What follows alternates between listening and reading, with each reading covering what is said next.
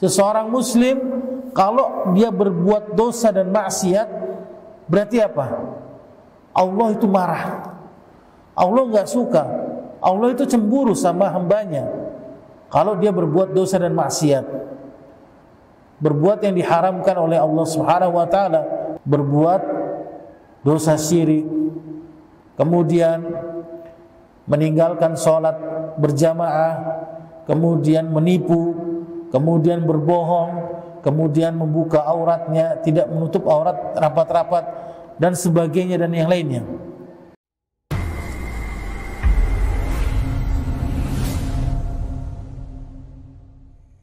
Assalamualaikum warahmatullahi wabarakatuh.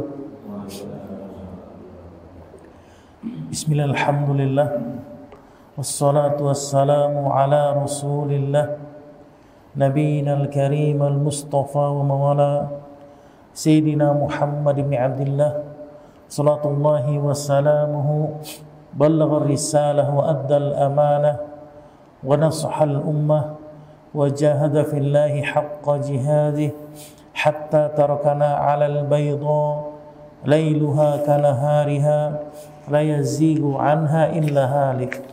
Salatullahi wa salamuhu wa ala alihi wa sahbihi wa man tabi'ahum bi ihsanin wa jihadin wa ittiba'in ila yaumiddin. Qala Allah ta'ala fi Qur'anil Karim, ya ayyuhalladzina amanu ittaqullaha haqqa tuqatih wa la tamutunna illa wa antum muslimun. Wa qala ta'ala, ya ayyuhan nasu ittaqu rabbakumul ladzi khalaqakum min nafsin wahidah wa khalaqa minha zawjaha wa bassa minhuma rijalan katsiran wa nisaa'a wattaqullaha alladzi tasaaluna bihi wal arham innallaha kana 'alaikum raqiba. Wa qala ta'ala, ya ayyuhalladzina amanu ittaqullaha wa qulu qawlan sadida yuslih lakum a'malakum wa yaghfir lakum dhunubakum wa man yuti'illaha wa rasulahu faqad faza fawzan 'azima. Amma ba'du.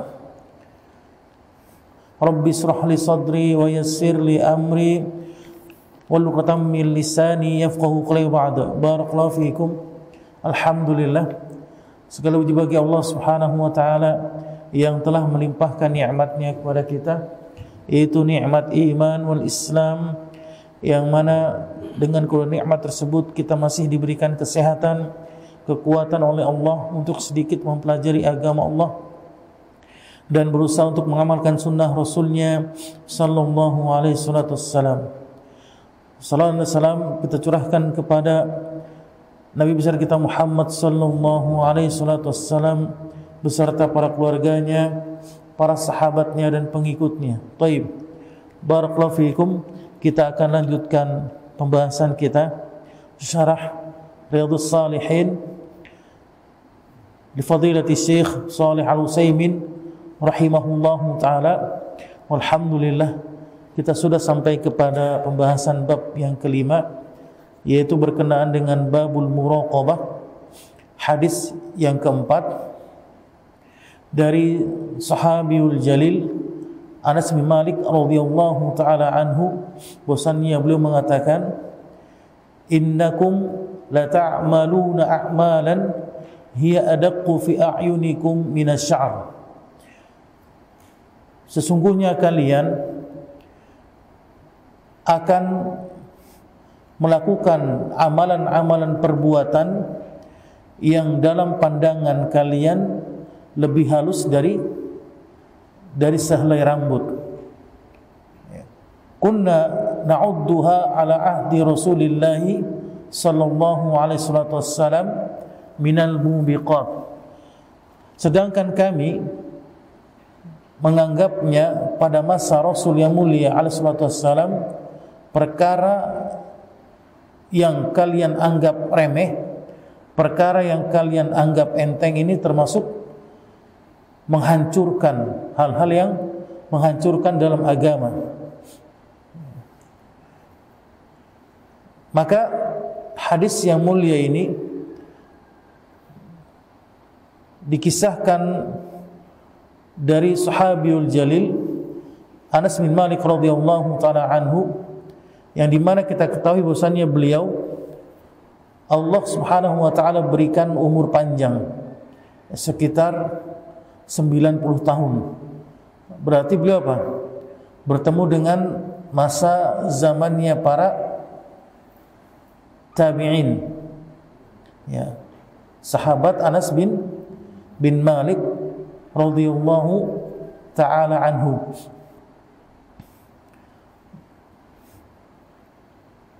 Beliau mengisahkan bahwasannya kalian akan melakukan satu amalan, akan melakukan amalan yang kalian anggap remeh, amalan yang dianggap remeh oleh manusia, di mana amalan-amalan tersebut lebih lembut, lebih halus daripada apa? Sehelai rambut.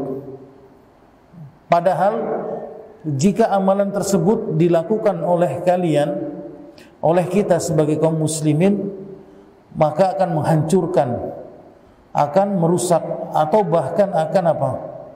Muhlikat, membunuh kita. Itu dijelaskan amalan yang pertama yang membuat rusak kaum muslimin tidak lain dan tidak bukan adalah apa? Amalan kesyirikan di sini.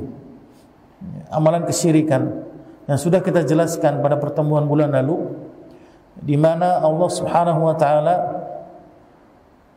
telah dengan sangat tegas mengatakan syirik adalah dosa yang paling amat sangat besar, yaitu kezaliman yang sangat besar sekali.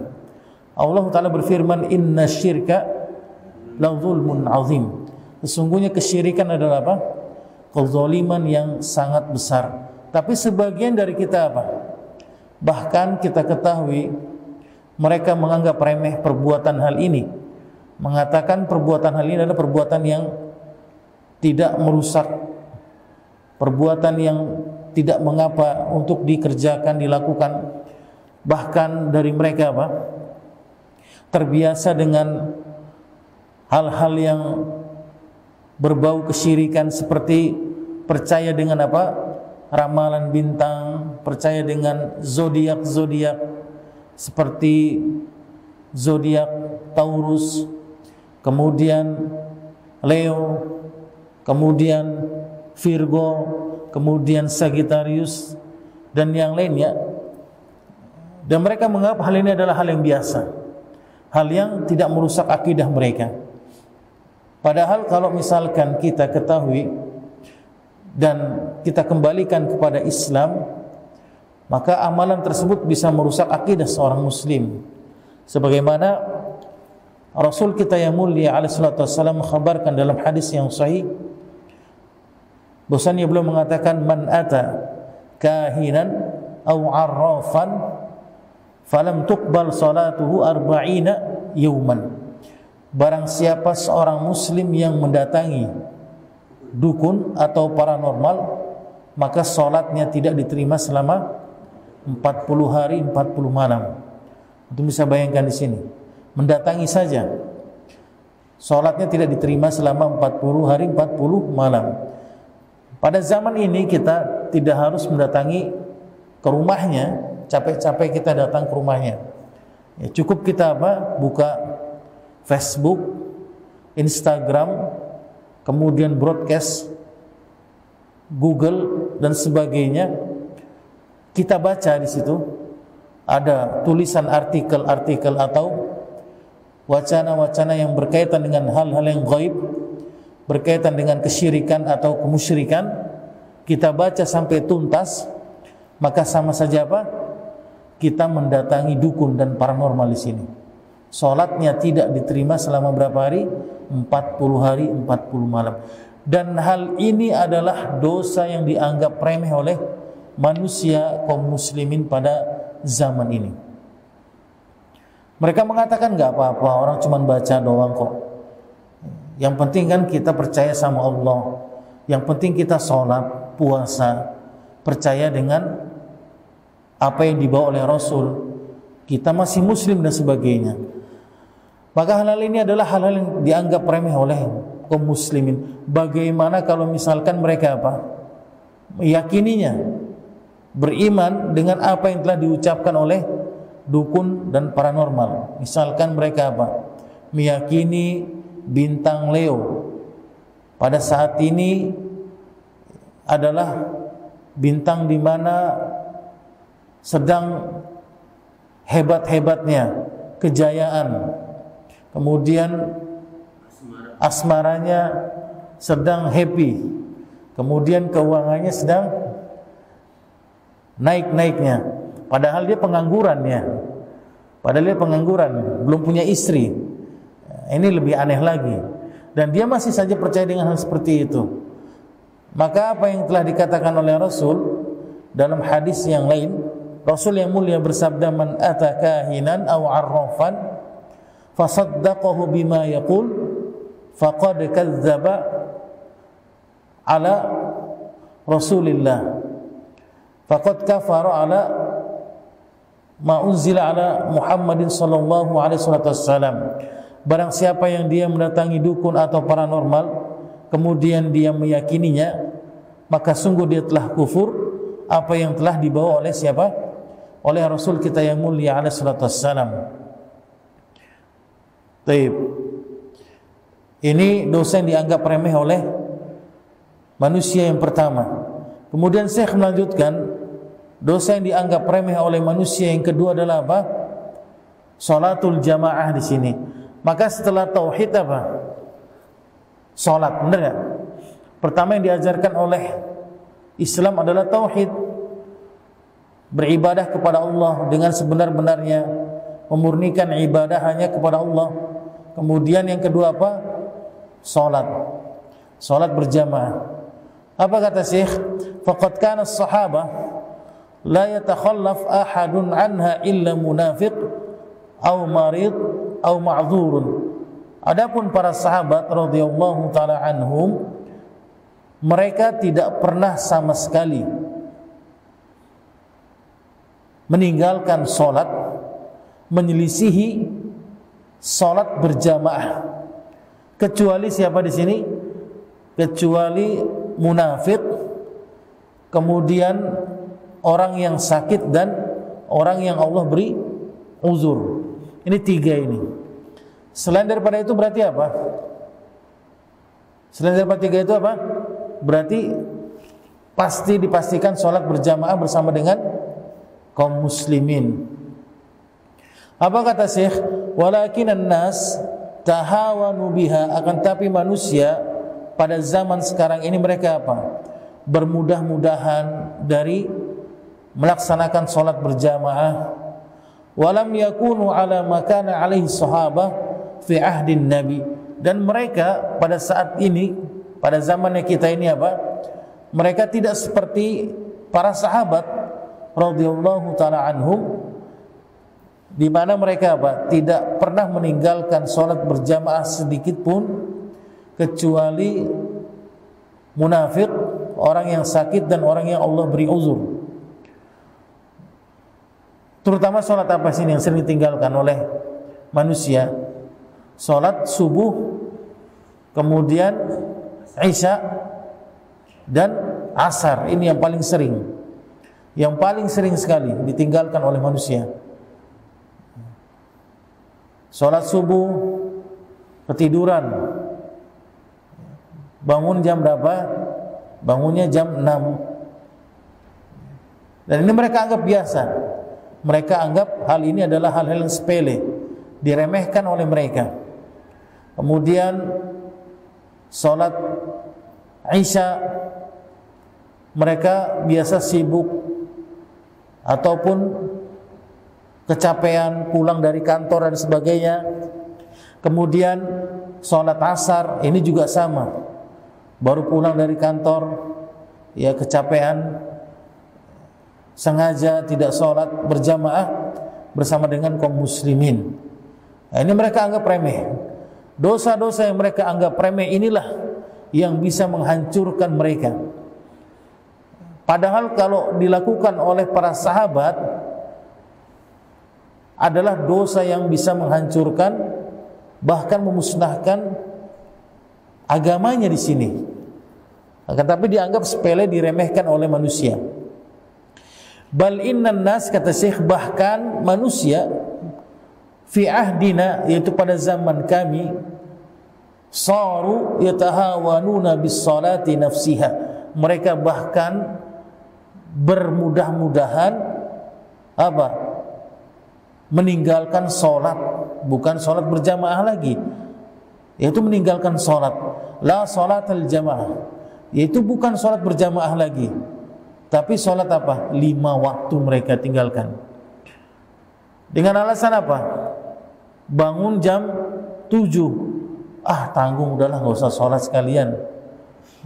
Ya, bangun jam 7 pagi, udah nggak usah salat lah. Ini, na'udzubillah min dzalik, biasa dianggap remeh oleh mereka. Ini dianggap bukan dosa. Padahal kalau kita ketahui apa perbedaan antara orang muslim dengan kafir, apa? Tarkus shalah, kata Rasul. Faman tarakaha faqad kafar. Maka barang siapa yang dia meninggalkan salat dengan sengaja, maka dia telah kufur di sini. Ini hal yang biasa oleh mereka. Fala yusallun, mereka tidak salat, au yusallun wa yatrukun, atau salat dan meninggalkannya, kadang salat, kadang enggak salat.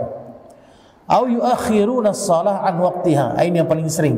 Ini yang paling sering penyakit yang dilakukan oleh kaum muslimin, apa? Mengakhirkan salat dari waktunya. Salat asar diakhirkan sampai jam berapa biasanya? Sudah mentok ujung-ujung penalti itu. Ya. Jam berapa itu? Asar, salat asar jam 6. Iya, asar. Maghribnya jam berapa sekarang? Jam 6.20. Ini jam 6 mereka salat asar. Oh Allah, ingat belum salat asar, udah jam 6 salat mereka. Ya Allah, ingat belum salat subuh baru bangun. Sengaja mereka, sengaja disiangin bangunnya sampai jam 6. Ini mereka salat, ini diakhirkan salatnya. Padahal kalau kita ketahui, ikhwan, Al-Imam Al-Zahabi rahimahullahu ta'ala, beliau memasukkan hukmu tarikis shalah, hukum meninggalkan salat, bab yang keempat dari kitab Al-Kabair. Beliau menjelaskan bahwasannya termasuk mengakhirkan salat 5 waktu ini dari perbuatan apa? Dosa besar ini. Hukum meninggalkan atau mengakhirkan salat dari waktunya. Tapi kita apa? Biasa, nggak apa-apa. Yang penting kan salat. Benar nggak? Yang penting kita salat. Ini adalah yang telah dijelaskan oleh sahabat Anas bin Malik, yaitu amalan-amalan yang dianggap remeh atau dosa-dosa yang dianggap remeh oleh manusia pada zaman kalian, yaitu zamannya setelah zamannya para sahabat radhiyallahu taala anhum jami'an. Wa kullu hadhil a'mal, dan semua amalan-amalan yasiratun 'inda ba'dhin nas, yaitu amalan yang mudah, amalan yang simple bagi sebagian manusia. Walakinnaha fi 'ahdin nabi was sahabah kanat tu'addu minal mubiqat. Akan tetapi pada zamannya Rasul yang mulia alaihi salatu wassalam dan para sahabat, mereka menganggap apa? Amalan-amalan yang dilakukan oleh manusia tersebut adalah amalan yang bisa menghancurkan agama mereka. Wa kadzalika aidan, begitu pula apa yang ketiga, al-ghish, yaitu apa? Berbuat curang, liciknya. Tahu curang antum kan? Curang, ghish, menipu, licik. Faqala, bahwasannya Rasul yang mulia alaihi wasallam telah mengkhabarkan dalam hadis yang sahih, yang diriwayatkan oleh Imam Muslim, man ghasya falaysa minni, kata Rasul. Barang siapa yang dia berbuat licik atau menipu, maka bukan dariku. Walakin unzur, kata Syekh, akan tapi lihat, ilan nasil yauma, maka lihatlah olehmu manusia kebanyakan pada hari ini, tajidu annal ghisya indahum ahwan min kasirin minal asya, maka engkau akan menemukan mereka menganggap rendah, menganggap remeh dari hal tersebut. Jadi mereka sudah anggap apa? Menipu atau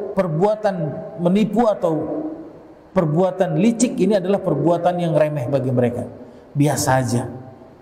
Bal inna ba'dahum wal iyadzu billah, bahkan sebagian dari mereka kaum muslimin, na'udzubillah, yu'addul ghish minas syattarah. Mereka apa? Menganggap perbuatan ghish, menipu, adalah bagian dari apa? Kelicikan. Dalam masalah apa di sini? Terutama dalam masalah jual beli dan akad. Ya, jual beli akad ini paling sering terjadi. Ini kalau bos-bos ya, bos-bos yang ada di yang ada di kita ini berhati-hati nih. Ghish ini yang sering menipu atau sering menimpa sebagian dari kalangan kaum muslimin. Wa yara anna hadza min babi al-hidhaq, dan mereka menganggap apa? Hal ini termasuk daripada hal yang menjadikan mahir bagi dirinya. Apa? Allah lebihkan, Allah kasih kemahiran dalam jual beli, dalam jual beli, waz zakat, dan kecerdasan. Jadi sebagian dari kita, mereka menganggap apa? Kalau orang jual beli dengan cara menipu, atau dengan cara bohong, atau dengan cara apa? Curang, ini adalah hal apa? Hal yang Allah berikan keutamaan, kelebihan baginya. Padahal apa? Padahal ini adalah hal yang menghancurkan kaum muslimin, menghancurkan dirinya. Ma'anna Nabi sallallahu alaihi wasallam, bahkan Nabi sallallahu alaihi wasallam tabarra'a minal insani alladhi yaghishun nas. Rasul sallallahu alaihi wasallam, beliau berlepas diri dari siapa? Orang-orang yang berbuat curang, orang-orang yang menipu, orang-orang yang suka apa? Berbuat kelicikan dalam segala hal. Rasul berlepas diri dari dirinya di sini. Ini dosa yang ketiga yang dianggap remeh oleh manusia, padahal menghancurkan dirinya. Kemudian dosa yang keempat yang dianggap remeh oleh manusia apa? Dosa apa? Menipu. Ini juga sama. Wa min zalika al-kadzib, dan begitu pula apa? Dosa menipu. Wa huwa minal asya'il 'azima fi ahdi sahabah, dan dosa menipu adalah dosa yang begitu besar sekali di mata para sahabat, mengerikan. Fayarawnahu minal mubiqat, para sahabat melihat orang yang menipu, orang yang berdusta, orang yang suka bohong apa? Merupakan titik balik kehancuran. Ini pandangan para sahabat. Walakinnahu 'inda katsirin minan nas, akan tetapi apa? Kebanyakan manusia yu'addu amran hayyinan. Mereka menganggap apa? Bohong ini adalah perkara yang enteng, perkara yang mudah bagi mereka. Fatajiduhu yukadzibu wa la yubali bil kadzib, dan engkau akan menemukan apa? Orang itu bohong, nipu, dan gak peduli dengan apa? Dengan kedustaannya. Gak peduli dia mau bohong, biasa aja bohong. Bahkan sudah biasa keluar dari mulutnya. Ngerti gak? Antum paham kan? Jadi dosa bohong ini adalah dosa yang keluar aja, lepas dari lisannya, dianggap enteng oleh mereka.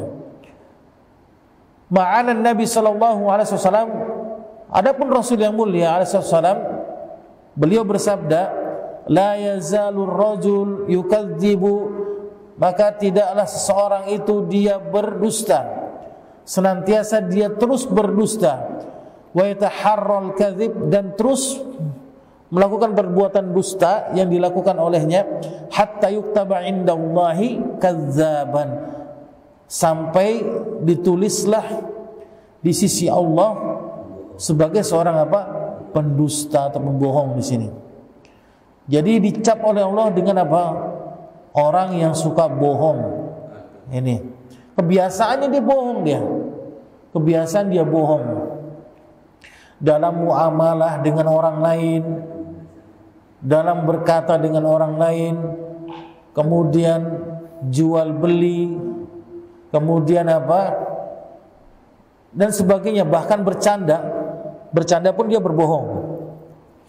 Nauzubillah min dzalik. Maka apa? Maka Allah Subhanahu wa taala akan mencap dirinya sebagai apa? Pendusta. Wa rubbama, dan terkadang yukadzibu fi umurin akhtar, maka dia apa? Berbohong pada perkara-perkara apa? Yang sangat besar, yaitu dia menyangkalnya atau mengingkari, memungkiri dari sebagian manusia di sini. Au yadda'i ma laysa lahu yuhakimuhum 'indal qadi, atau dia menyeru atau dia mengingkari ketika dia sedang di hadapan hakim atau qadi, itu dia mengingkarinya ini. Kalau misalkan ditanya, kamu mencuri? Kemudian dijawab, enggak, saya enggak mencuri, padahal dia mencuri. Ini hal-hal yang untuk pengingkaran dirinya, menyangkal perkara-perkara yang besar yang membahayakan dirinya. Wa yahlifu 'ala dzalik, dan dia bersumpah, demi Allah saya enggak ngambil, demi Allah saya enggak mencuri, padahal dia mencuri. Bahkan dia berani bersumpah atas nama Allah dengan berdusta di sini. Nauzubillah min dzalik. Kemudian dosa yang terakhir, yang kelima, yaitu apa?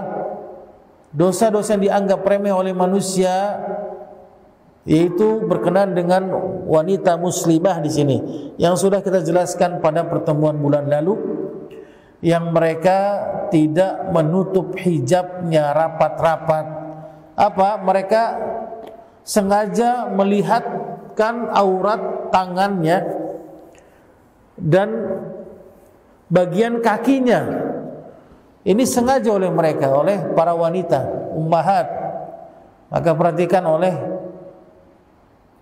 kalian, ya ummahatul mukminat, ya wanita muslimah, ini diharamkan untuk sengaja melihatkan atau tidak sengaja melihatkan auratnya, bagian tangan dan bagian kakinya ini. Ini termasuk aurat. Ini diharamkan oleh syariat Islam yang mulia ini. Allah Subhanahu wa taala berfirman dalam Quran surat Nur ayat 31.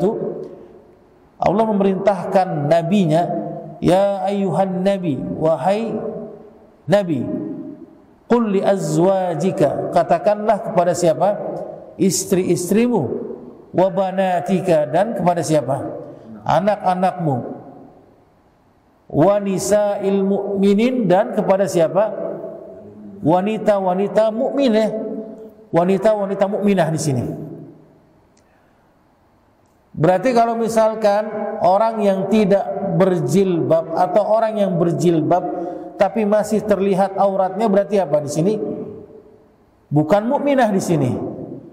Karena Allah sendiri mengatakan, dan katakanlah kepada wanita-wanita mukminah di sini, yudnina 'alaihinna min jalabibihinna, maka hendaklah mereka apa?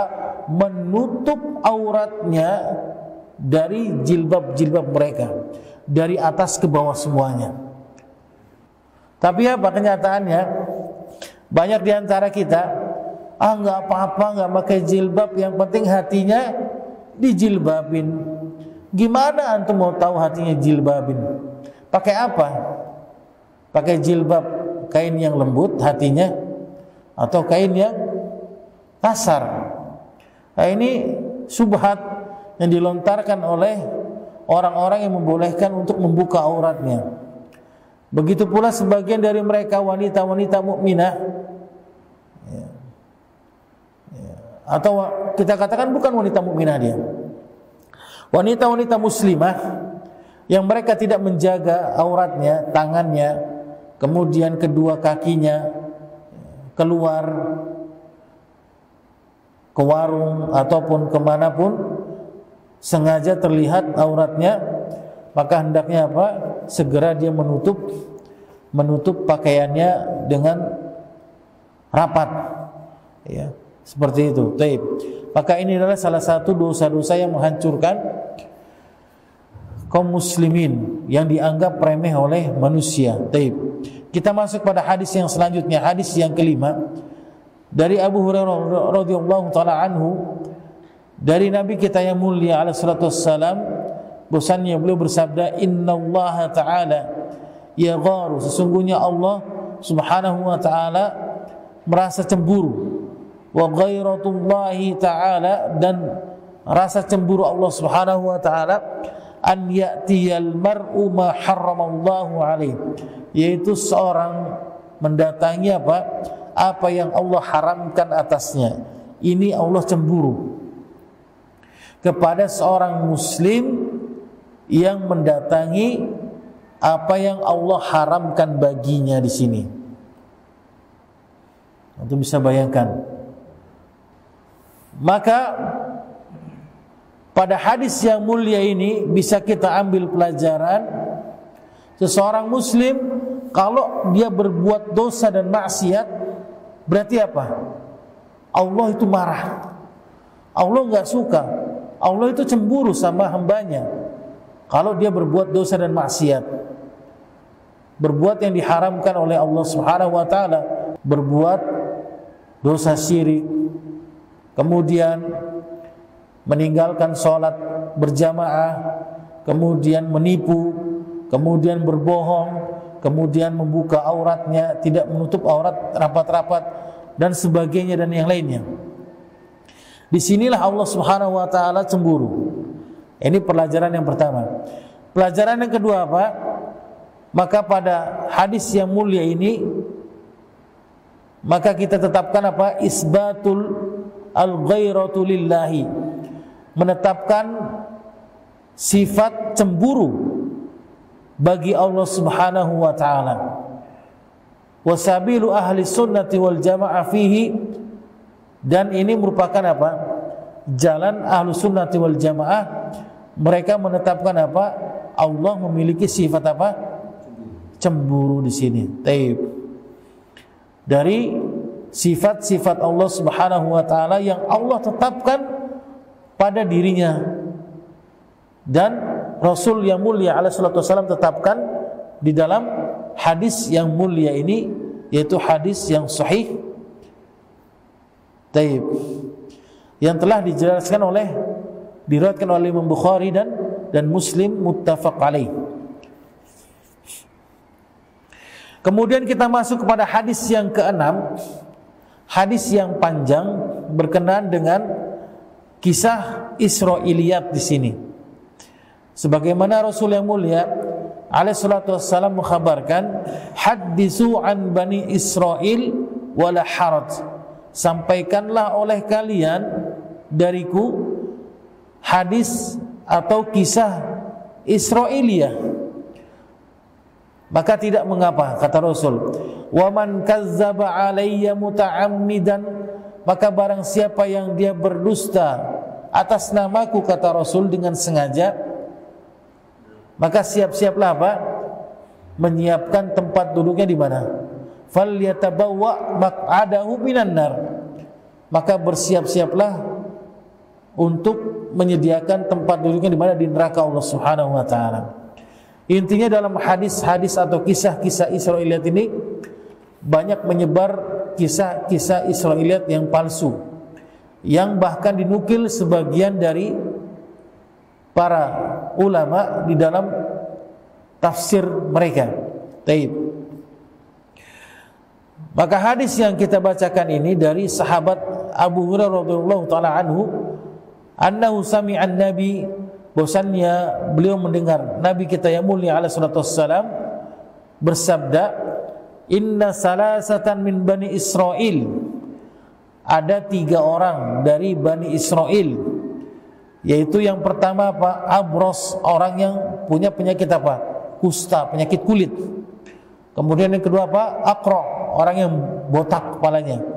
Dan yang ketiga apa? Wa a'ma, dan orang yang buta.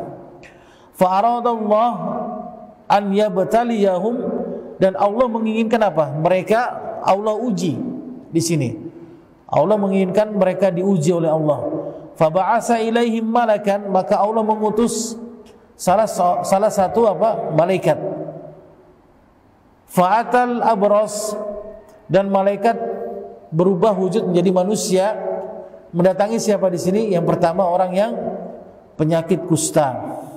Faqala, maka malaikat tersebut mengatakan, ayyu syai'in ahabbu ilaik, apa yang paling engkau sukai, apa yang paling engkau cintai, apa yang paling engkau ingin dapati di sini? Apa kata orang yang punya penyakit kusta tersebut? Qala launun hasan, aku mau punya apa? Warna kulit yang indah, masya Allah. Wa jildun hasan, dan kulit yang bagus, yang cerah. Wa yadhhabu anni alladhi qad qadharani an-nas, dan aku ingin hilangnya penyakit pada diriku yang orang jijik melihatku. Yaitu penyakit apa? Penyakit kusta yang dialami olehnya, penyakit gatal di sini. Ya, penyakit kusta itu penyakit gatal putih-putih.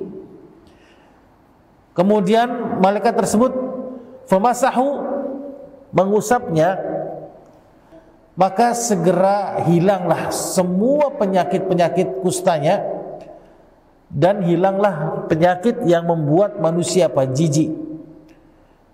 Maka diberikanlah olehnya apa? Warna kulit yang cerah dan indah. Qala, kemudian malaikat tersebut mengatakan, fa ayyul mali ahabbu ilaik, harta apa yang ingin engkau miliki? Qala al-ibil, aku ingin punya apa?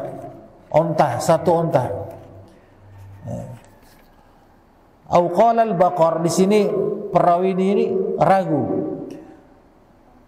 Orang yang kusta ini mau unta atau mau sapi. Fa'utiya naqatan usyara, maka diberikanlah apa? 1 unta bunting. Faqala barakallahu laka fiha, maka malaikat tersebut mendoakan orang tersebut, semoga Allah memberkahi dirimu dengan unta yang ada padamu di sini. Fa'atal aqra, kemudian malaikat mendatangi orang yang kedua, itu orang siapa? Yang kepalanya botak. Faqala ayyu syai'in habbu ilaik, sama. Pertanyaan tersebut sama dilontarkan kepada orang yang pertama. Harta apa yang engkau ingin miliki? Afwan, apa yang paling kau sukai, apa yang paling kau cintai?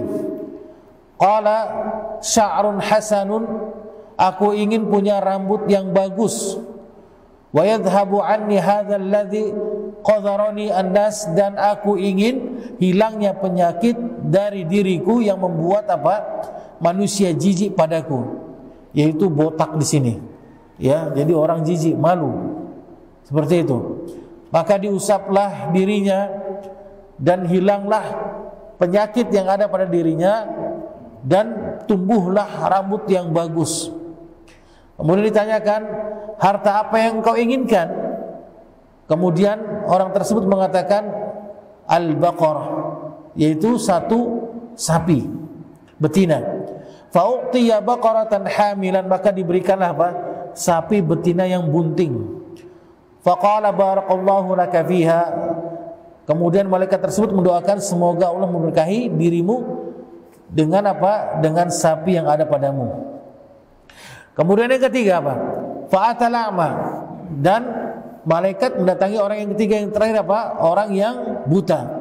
Faqala ayyu syai'in habbu ilaik, apa yang paling kamu sukai? Apa yang paling kamu inginkan? Qala an yaruddallah ilayya basari fa ubrisan nas. Aku ingin Allah mengembalikan apa? Dariku, penglihatanku, supaya aku bisa melihat manusia. Maka malaikat tersebut mengusapnya, faraddallahu ilaihi basarah, dan Allah mengembalikan apa? Mengembalikan seketika itu pandangan matanya, bisa melihat. Kemudian fa ayyul mali ahabbu ilaik, dan harta apa yang paling engkau inginkan? Faqala al-ghanam, aku menginginkan apa? Satu kambing atau domba. Fa'utiya syatan walidan, maka malaikat tersebut memberikan apa? Satu domba yang sedang bunting. Maka berkembanglah dari apa tadi? Onta bunting yang dimiliki oleh orang yang penyakit kusta, sehingga menjadi banyak unta-unta, lembah unta. Begitu pula orang yang botak tersebut, lembah apa? Sapi. Begitu pula orang yang ketiga, yang buta, lembah apa? Lembah domba. Ini banyak sekali. Thumma innahu atal abras, kemudian disinilah Allah menguji mereka. Maka didatangilah oleh mereka apa? Kepada mereka. Yang pertama, orang yang Allah beri penyakit apa? Kusta. Jadi malaikat tersebut berubah wujud menjadi seperti orang yang pertama, yaitu memiliki penyakit kusta, dengan bentuk dan keadaannya sama persis. Faqala, kemudian malaikat tersebut mengatakan, rajulun miskin, saya adalah orang miskin. Qad inqata'at biyal jibalu fi safari, yang saya kehabisan bekal dalam perjalanan saya, kata malaikat tersebut. Fala balagha lil yawma illa billahi summa bika, maka tidak ada yang bisa menolong diriku hari ini kecuali Allah, kemudian siapa? Kemudian engkau. As'aluka billadzi a'taka al-launal hasan, aku meminta kepada dirimu yang memiliki apa? Warna kulit yang indah, yang bagus. Wa jildal hasan, dan kulit yang rupawan. Wal mal, dan harta yang banyak.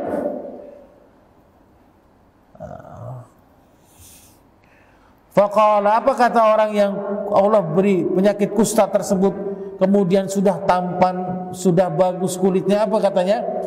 Al-huququ katsiratun, kata beliau. Sesungguhnya kebutuhanku itu sangat banyak. Anda bisa bayangkan di sini. Allah sudah kasih dia kelebihan harta, Allah sudah kasih dia kemampuan. Ketika ada orang miskin yang minta sama dengan dirinya kondisi yang telah dialami olehnya dahulu, beliau mengatakan apa? Kebutuhan saya sudah banyak, pergi sana. Faqala ka'anni a'rifuka, maka malaikat tersebut marah. Sesungguhnya aku kayaknya sepertinya pernah mengenal engkau. Alam takun abras, bukankah dahulu kamu adalah orang yang punya penyakit kusta, yang manusia jijik kepadamu, kemudian engkau adalah orang yang fakir dan Allah memberikan kekayaan padamu. Faqala, apa kata orang kusta itu? Innama wuristu hadzal mal kabiran an kabirin, sesungguhnya aku diwariskan harta ini semuanya dari siapa? Dari bapak-bapakku. Nah ini bohong dia, sudah mengatakan kebutuhan saya sudah banyak, pelit, kemudian apa? Dia bohong, berdusta dia. Taib.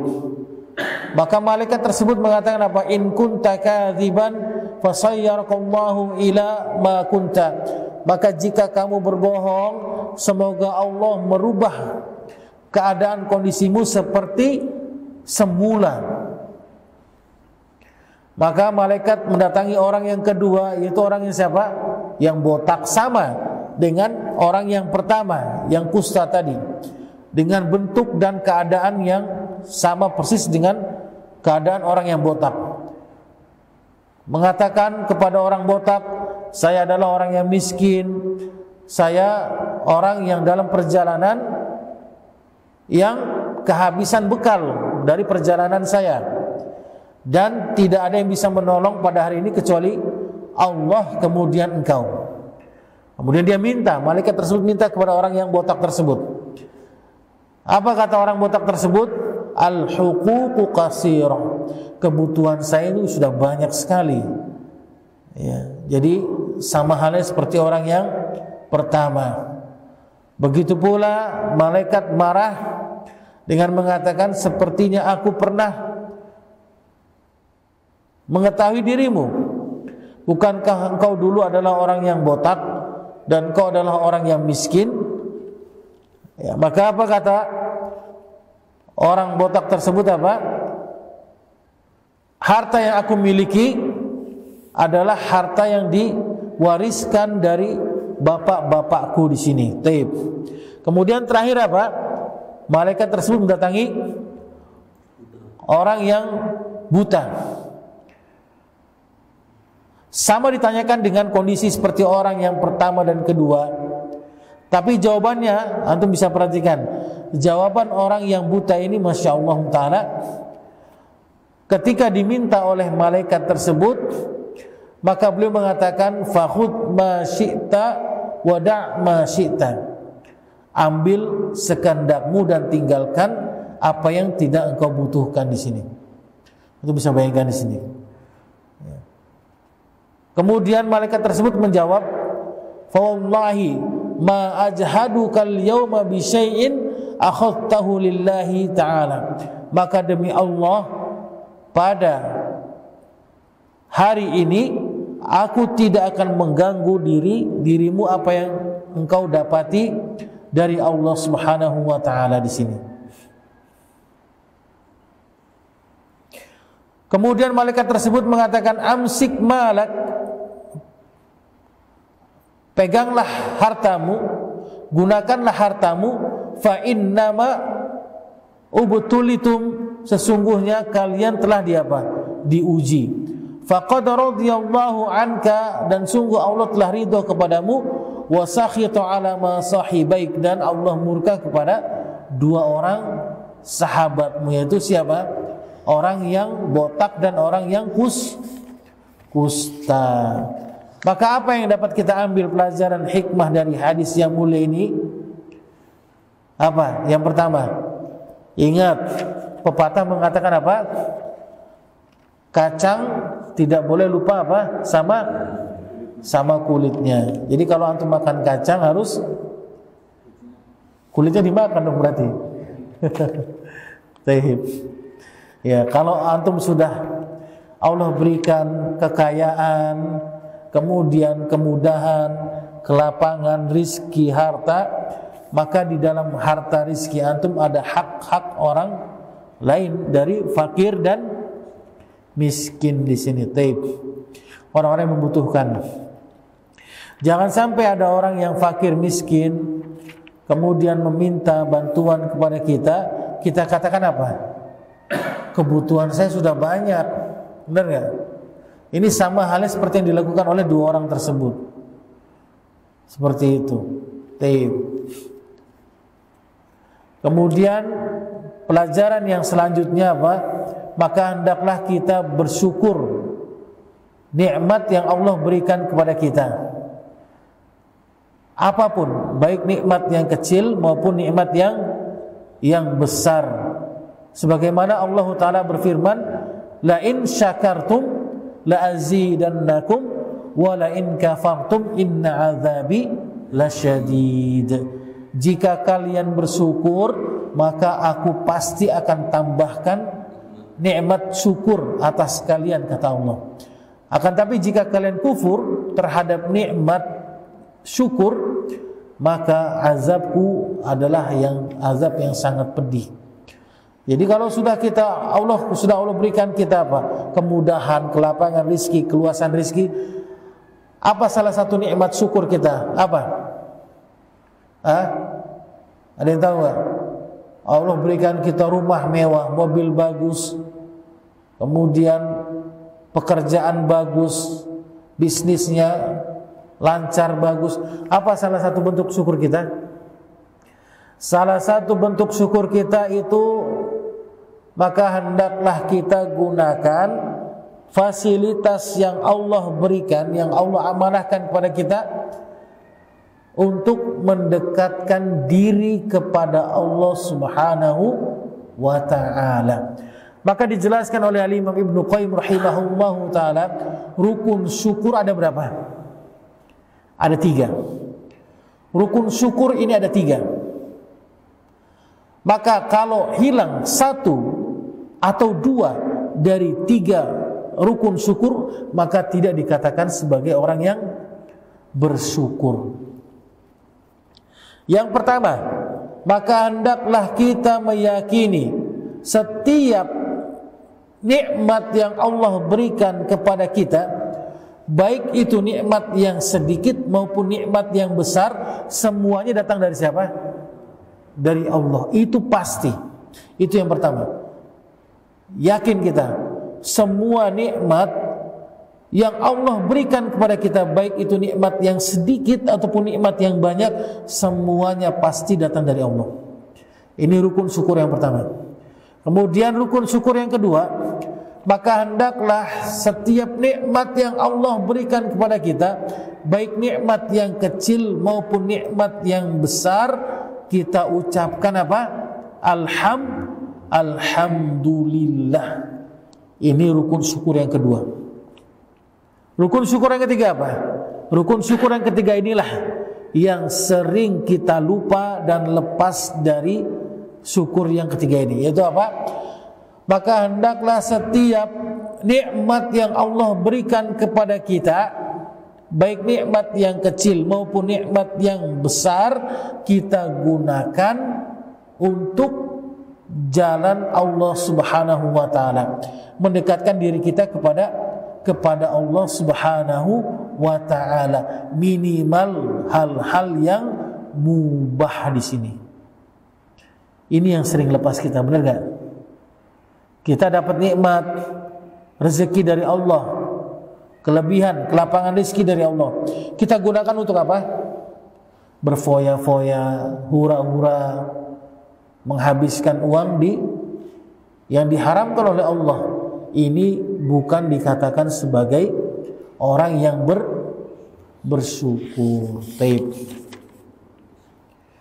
Kemudian hadis yang selanjutnya, hadis yang ketujuh dari Abu Ya'la Shaddad bin Aus radhiyallahu ta'ala anhu, dari Nabi kita yang mulia alaihi salam, al-kaisu man dana nafsahu, orang yang cerdas adalah orang yang bisa menahan dirinya, wa amila lima ba'dal maut, dan beramal dengan amalan untuk menyiapkan dirinya setelah kematian.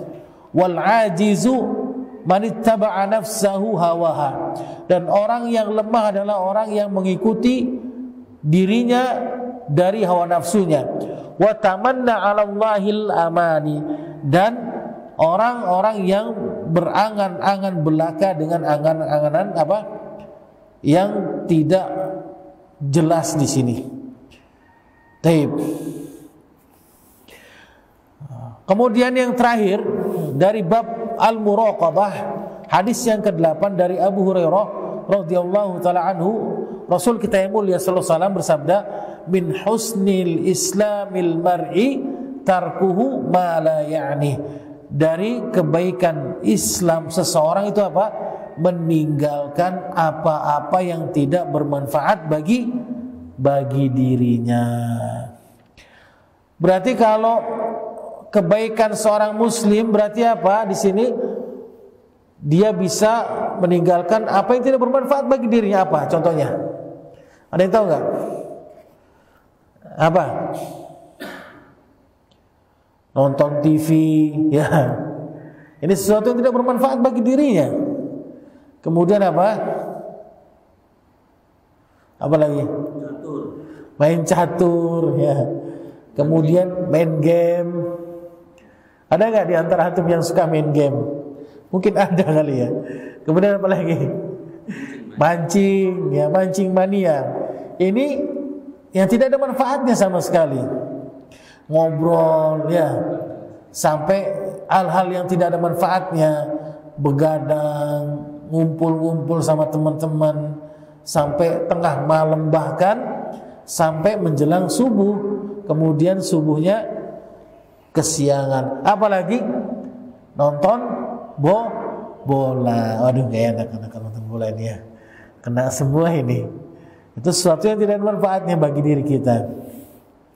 Maka dikatakan dari kebaikan seseorang yaitu dia meninggalkan sesuatu yang tidak bermanfaat bagi dirinya. Semoga Allah Subhanahu wa taala meneguhkan diri kita di atas agama Allah dan mengistiqomahkan kita di atas sunnah Rasul kita yang mulia alaihi salatu wassalam, dan semoga Allah menjaga diri kita dan keluarga kita dari siksa azab api neraka Allah, dan semoga Allah melindungi diri kita dari fitnah syubhat dan fitnah syahwat.